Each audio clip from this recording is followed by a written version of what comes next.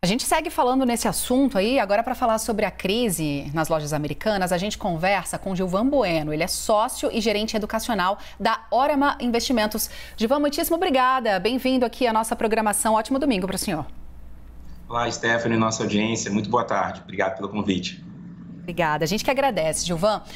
Vamos começar tentando traçar um paralelo entre esse caso das Americanas com algum outro. Há algum precedente que a gente possa usar para tentar entender o tamanho dessa novela que está apenas começando a se desenhar, Gilvan?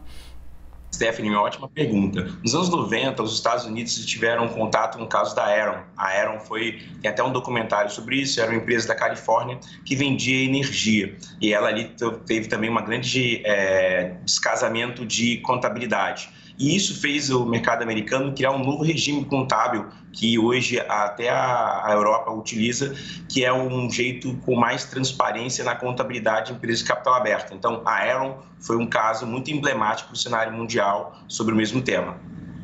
Mas é claro que aí a gente olha aqui para o Brasil, me parece que é uma realidade diferente, até com uma legislação diferente. Aqui no Brasil não há precedentes do que a gente está vendo agora acontecer com as americanas. A gente teve nos últimos 2 anos 2 casos, um caso da IRB, que ficou muito conhecido no mercado, que chamou a atenção, e a CVC Turismo também precisou fazer um ajuste. Nada muito nesse sentido, mas o caso da IRB, Stephanie, foi muito marcante, porque também teve uma grande desvalorização da empresa e tinha até investidores internacionais, fundos de investimento. Então, o caso da IRB foi notório também. Eu acho que ele não tinha tanto esse apelo emocional como as Americanas, que é uma empresa de mais de 100 anos, que muitos brasileiros foram nas suas passos comprar ovos de chocolate. Então, é um caso muito emblemático, mas também aconteceu. Gilvan, e agora, assim, né? É claro que são as primeiras notícias, a investigação está só começando e já temos esse valor de 40 bilhões. Mas isso pode ser ainda maior, já que até aqui ninguém imaginava, né? Que pudesse chegar a isso.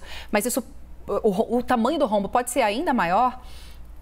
Stephanie, eu vou usar as palavras do antigo CEO logo assim que ele comunicou o fato, que foi o certo real. Ele destacou que basicamente ele não sabia precisar se isso era 3, 4, 5 anos, precisava fazer um estudo um pouco mais aprofundado.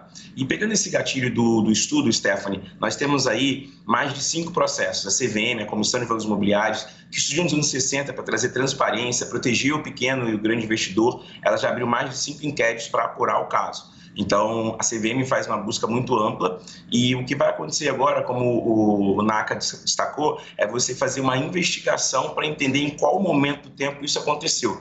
E também vale ressaltar que a CVM já tinha solicitado à companhia, Stephanie, que usasse esse modelo de marcação, de colocar os fornecedores como dívida. E até para antecipar, muitas empresas do varejo vieram ao mercado falar o seguinte: olha, nós não fazemos esse tipo de marcação, que é dívida é dívida. Então, isso acabou trazendo maior segurança. E quando a gente pensa em venda de ativos agora, isso pode ser suficiente para quitar essa dívida, para pagar as contas e fazer com que as Americanas sejam uma empresa saudável novamente? Qual é o passo a passo disso agora?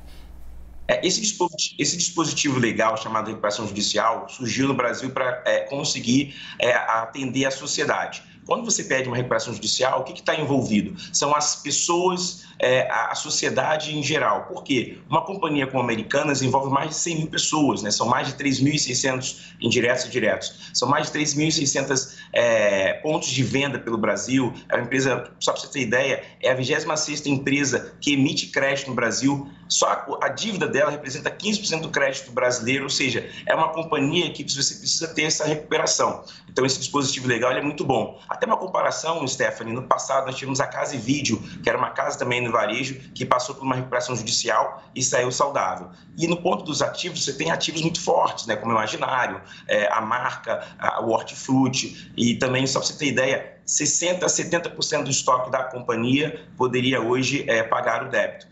Então, assim, você vai ter essa recuperação judicial, a empresa deve reduzir tamanho, isso não é um processo rápido, então o investidor que quer olhar para a companhia tem que lembrar, Stephanie, que ela teve uma desvalorização de mais de 91% e que não vai resolver da noite para o dia, é um processo que vai ter análise, investigação, entender aonde aconteceu a venda dos ativos, que é uma coisa que não acontece tão rápido. Então, assim, ela tem ativos, tem muito tempo e os sócios que você destacou se comprometeram a aportar capital, Stephanie. Pois é, Gilvan, e é um processo longo, né? As ações da empresa, por exemplo, fecharam o último pregão valendo 71 centavos. E é um processo em que sangram a empresa, alguns acionistas, mas que a gente espera que quem deixou chegar até esse ponto possa ser punido. Esses casos costumam efetivamente resultar em punição? O que as pessoas que desejam, né, ver tantos prejuízos recompostos podem esperar dos responsáveis? Olha, isso vai ficar muito ali na Comissão dos Imobiliários, que é conhecida, tá, Stephanie, mundialmente. É um exemplo em termos de punição. 2021 e 2022, os presidentes da CVM tiveram diversas multas sobre isso, criaram diversos dispositivos para penalizar os culpados. Então, a CVM vai fazer esse trabalho e aí o que acontece? Normalmente, você perde a licença para atuar, fica impedido de movimentar no mercado de capitais, aí depois você entra em outro tipo de processos. Então, sim, existe uma penalização que ela começa na parte administrativa, perda dos controles, e aí no final você vai entender com as investigações o que aconteceu de fato. E aí as pessoas responsáveis serão penalizadas. A CVM faz um trabalho exemplar e vai ali, só para você ter ideia, Stephanie, já abriu mais de 5 processos na parte contábil, administrativa e operacional para entender o impacto para a sociedade. E até os acionistas minoritários também já estão abrindo processo para ser ressarcidos. Então a gente vai ter punição sim. E para isso, há precedentes? O senhor consegue se recordar de algum caso em que algum grande executivo tenha sido punido efetivamente e duramente por uma má gestão como essa? Olha, existe uma coisa chamada insider trading, que é uma primeira que acontece nesse tipo de mercado, para entender se teve informação privilegiada. Nós tivemos ali, nos últimos anos, donos de empresas de frigoríficos, setor de construção civil sendo penalizados sobre isso. A CVM, o que ela faz, Stephanie? Para ela fazer um julgamento sério, bem embasado, ela pesquisa. E aí ela começa a cruzar os dados e identificar o que aconteceu. Existem, sim, histórias de penalização de pessoas que perderam seus mandatos. Nos anos 90, teve uma empresa chamada Aracruz Celulose, que fez uma grande operação com derivativos e seus pares foram penalizados, nem atuam mais no mercado, e a empresa até mudou de nome e foi comprada. Então, sim, existe uma história de penalização e a CVM vai pesquisar. E para isso é preciso que seja comprovado o dolo na má gestão, ou é como em casos criminais, por exemplo, em que às vezes apenas a culpa é suficiente para que haja uma punição?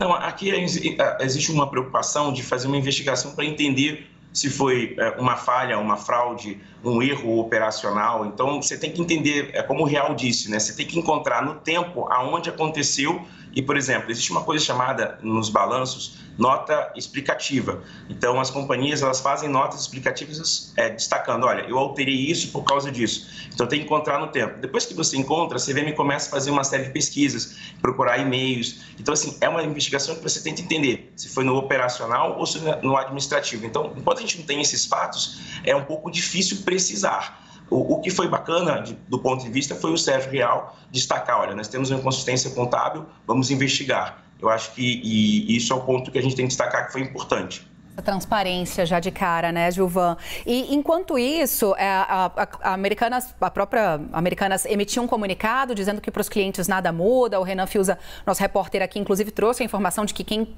comprou produtos, quem adquiriu pelo aplicativo, pelo site, de qualquer forma tem os seus prazos garantidos. Há um esforço enorme numa manutenção de uma aparente normalidade. E as ações também continuam sendo negociadas na Bolsa, mesmo com essa queda enorme que a gente viu recentemente. O que acontece com a empresa em si, fisicamente, né, no funcionamento para os clientes e na Bolsa de Valores?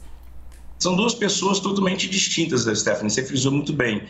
O que aconteceu na última sexta-feira foi que a B3, que faz ali toda a negociação no mercado de capitais, tirou a companhia dos principais índices de sustentabilidade, do índice Bovespa, que é o índice que tem das maiores empresas negociadas, tirou ela dessa parte. A empresa entrou em recuperação judicial, acho que a gente pode fazer um paralelo não tão preciso, mas um ponto de comparação, por exemplo, das casas e vídeos, e o dispositivo legal que foi utilizado, que é a recuperação judicial. A recuperação judicial vai pegar, por exemplo, os ativos da empresa e vender para fazer caixa. Então, assim, vai ter uma distinção. A casa e vídeo passou por uma recuperação judicial e saiu muito mais forte. Então, o que você pode assistir é, talvez reduza o número de pontos de atendimento, talvez você reduza o tamanho da companhia, mas ela vai continuar existindo.